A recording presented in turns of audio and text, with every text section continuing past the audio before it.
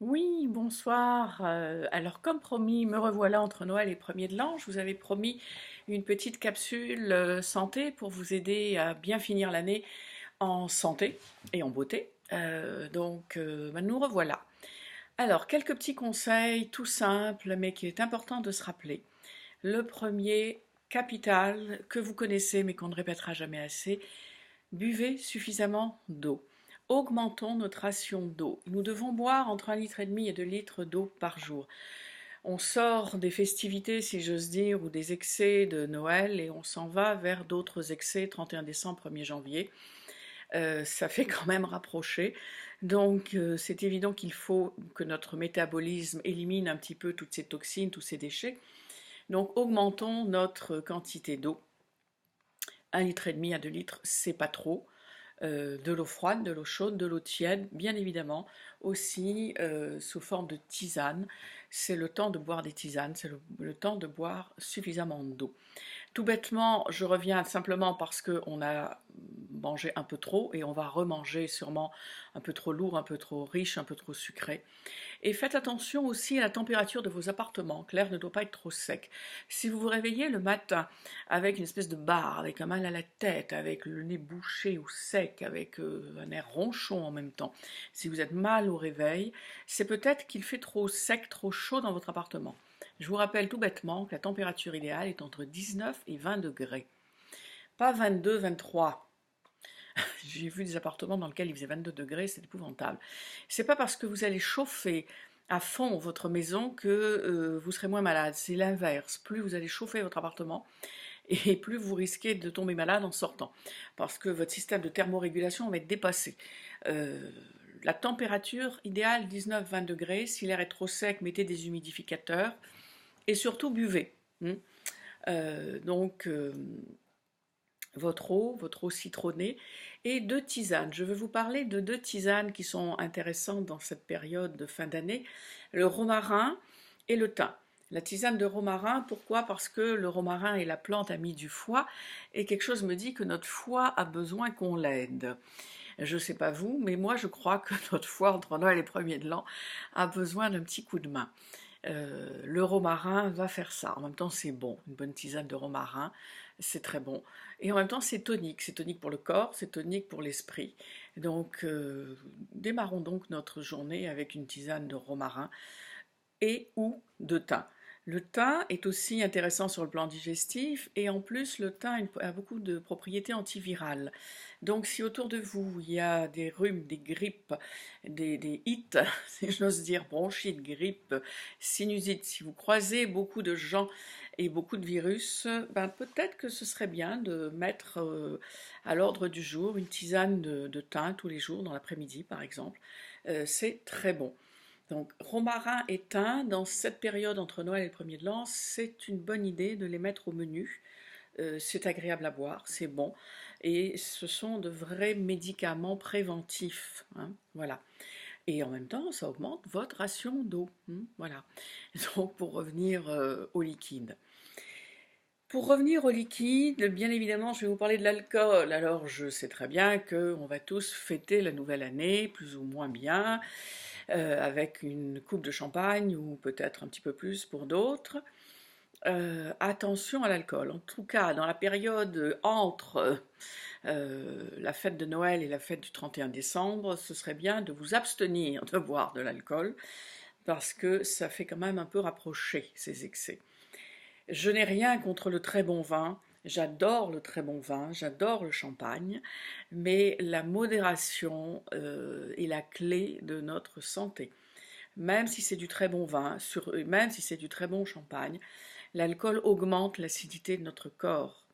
Et si j'ai plus d'acidité dans mon corps, j'aurai plus d'inflammation. Sachant ça, je vais bien sûr en boire comme tout le monde pour fêter un anniversaire, pour fêter un 31 décembre, pour fêter quelque chose. Mais je ne vais pas en boire tous les jours. C'est pas une bonne idée de boire de l'alcool tous les jours. Et qu'on me dise pas que le réveil-seratrol qui est dans l'alcool me permet d'en boire tous les jours. Le réveil-seratrol il est dans le raisin, il n'est pas dans l'alcool. Et les antioxydants, on peut les trouver ailleurs. Donc, attention à votre consommation d'alcool. On va tous en boire un peu plus entre le 31, le 1er, le 2 janvier. Et on en a bu un peu plus trop aussi avec les parties de bureau, avec la fête de Noël ou de Hanouka, les fêtes de famille en tout cas. Donc là, dans cette semaine intermédiaire, ce serait bien de ne pas en boire. Et je vous rappelle de cultiver la modération. Votre corps s'en portera mieux. Donc voilà pour les liquides. Au niveau alimentaire, ce que je vais vous conseiller, c'est d'augmenter votre ration de fibres pendant cette semaine entre Noël et 1er de l'an, puis même en général de toute façon, mais là, c'est vraiment le temps d'augmenter votre ration de fibres. Pourquoi? Parce que les fibres vont permettre à votre intestin de mieux fonctionner, et donc de mieux éliminer les toxines, mais c'est pas tout. Votre intestin n'est pas qu'un tuyau dans lequel passent les toxines et les aliments. L'intestin, je vous rappelle, c'est une usine. C'est là où vous fabriquez vos anticorps, justement, et on en a besoin de nos anticorps en plein hiver. Et on fabrique nos hormones, nos vitamines, etc. L'athanor, comme disent les alchimistes, l'usine, c'est notre intestin grêle. Donc augmenter notre ration de fibres va permettre un meilleur fonctionnement de mon métabolisme et en même temps va permettre d'éliminer un peu mieux, un peu plus vite les toxines de Noël et de préparer à celles du 31 décembre. Voilà. Alors, comment je vais augmenter ma ration de fibres? Ne vous précipitez pas sur les prés et les probiotiques, ça vous le voyez avec votre naturopathe, c'est du cas par cas. Dans cette capsule, je veux être généraliste, donc comment j'augmente ma ration de fibres? Tout simplement en mangeant mes fruits entre les repas, en n'oubliant pas mes portions de fruits quotidiennes hein, entre les repas, parce que c'est comme ça que les fruits vont être le mieux métabolisés. Et également, j'augmente mes rations de légumes. C'est le temps de nous faire des salades de betteraves, des salades d'épinards, de manger des potages de légumes, de prendre des smoothies de légumes. Donc, augmentons notre ration de légumes, là, dans cette semaine. De toute façon, notre corps en a besoin. Je ne sais pas vous, là, mais je pense qu'une belle petite salade de betterave avec quelques épinards frais, un bon filet d'huile d'olive, ça fait du bien, là, en ce moment. Salade de carottes, toutes vos salades sont les bienvenues. Les potages, dans les potages de légumes, bien évidemment, je parle de vrais potages de légumes, sans crème et sans lait. Hein. Vous avez la recette dans mon livre Les Essentiels pour le corps et pour l'âme, mais vous avez toutes vos recettes à vous aussi qui sont très bien.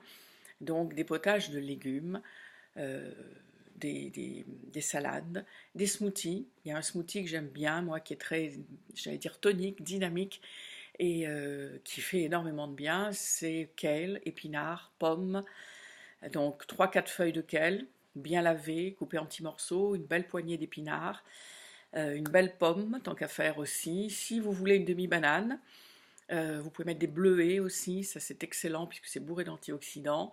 Et rajouter en cette période une belle cuillère à soupe de graines de lin parce que ça va augmenter les fibres et ça vous apporte aussi des oméga 3, ce qui est quand même pas mal du tout. Et donc, vous mixez le tout. Donc, 3 feuilles de kale, une poignée d'épinards, une petite poignée de bleuets, une pomme et une cuillère à soupe de graines de lin pour à peu près un demi-litre d'eau. Vous broyez tout ça à grande vitesse et vous avez une boisson délicieuse, santé, bonne et antioxydante, riche en fibres grâce aux graines de lin. Donc voilà pour les fibres, on augmente notre portion de fibres. Gardez ces conseils, je dirais, pour le reste de l'hiver. Hein.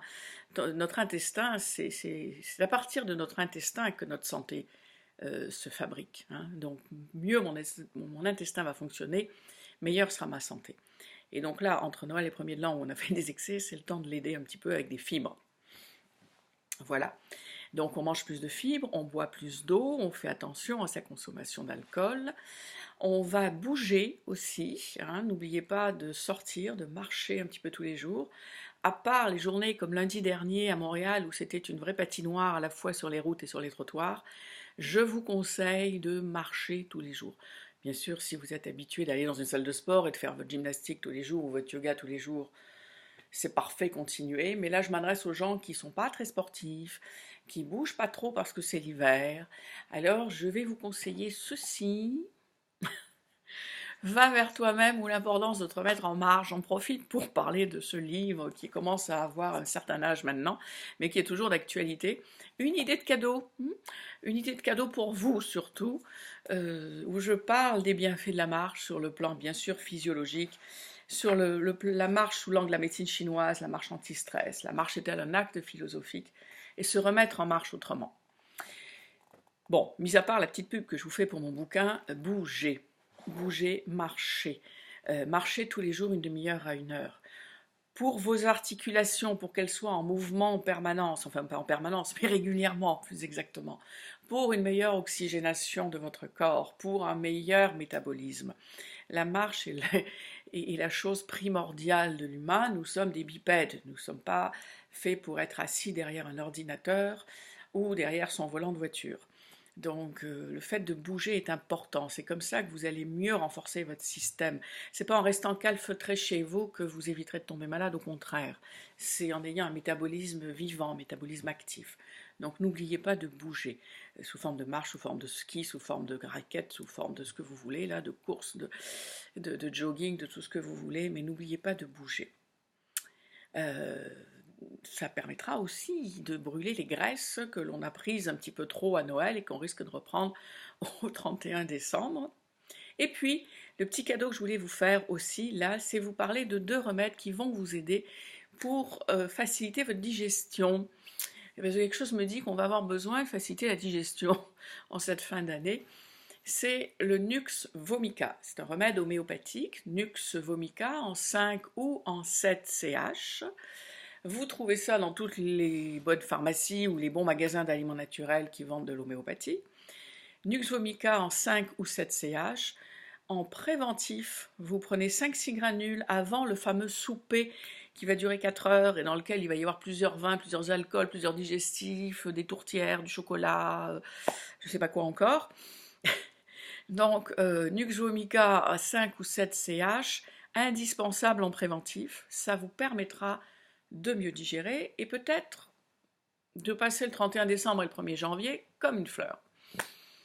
Si malheureusement ça ne suffit pas ou si vous ne l'avez pas pris en avance avant d'aller au souper, eh bien vous le prendrez après parce que ça marche aussi en curatif. Donc Nux vomica 5 ou 7 CH, 3 granules à l'heure à ce moment-là. Si vraiment il y a des problèmes, si vous êtes ballonné, si vous êtes lourd, si vous avez l'impression d'avoir mangé 3 sangliers et que vous ne les digérez pas, prenez donc Nux vomica à l'heure. Et je vous assure qu'en 2 ou 3 prises, c'est-à-dire en 2 ou 3 heures, le problème sera réglé. Si à cette lourdeur digestive, à cette lenteur digestive s'ajoute un ballonnement, des maux de ventre, où vous avez l'impression d'être enceinte de 6 mois en plus que d'avoir mangé 3 sangliers, à ce moment-là, vous rajoutez Carbo Vegetabilis. Carbo Vegetabilis en 5 ou 7 CH. Alors je répète, Nux vomica en préventif, 5 ou 7 CH, ça c'est la dilution, vous prenez 3 à 4 granules ou 3 à 5 granules avant d'aller au souper. En principe avec ça, si vous êtes modéré sur l'alcool, si vous avez bien bu, si vous avez bien préparé votre foie, ça devrait bien se passer. Si malgré tout ça, ça se passe mal, ou si vous n'avez pas fait tout ça et que vous vous retrouvez mal pris, comme on dit au Québec, à ce moment-là, vous prenez Nux vomica toutes les heures, associé à Carbo Vegetabilis toutes les heures. Et vous allez voir que vous allez beaucoup mieux digérer. Alors voilà ce dont je voulais vous parler ce soir 27 décembre. Je voulais surtout vous souhaiter aussi une très belle fin d'année 2016. Je vous retrouve en 2017 et je vous souhaite de passer du bon temps avec vos amis ou votre famille. Et pour 2017, bien évidemment, je vous souhaite une très bonne santé. Je vous accompagnerai encore avec des capsules vidéo, puis d'autres petits cadeaux et d'autres surprises à venir pour 2017. Une bonne santé, partagez la joie qui vous habite et surtout développons notre capacité d'émerveillement. Je vous reviendrai là-dessus dans une vidéo peut-être du 1er janvier ou des premiers jours de janvier. La capacité d'émerveillement, c'est quelque chose à développer, c'est la clé du bonheur. La santé est indispensable et c'est ce que je vous souhaite et je vous promets de vous accompagner dans ce chemin de santé. Et d'ici là, je vous souhaite un bon 31 décembre et je vous redis à l'année prochaine.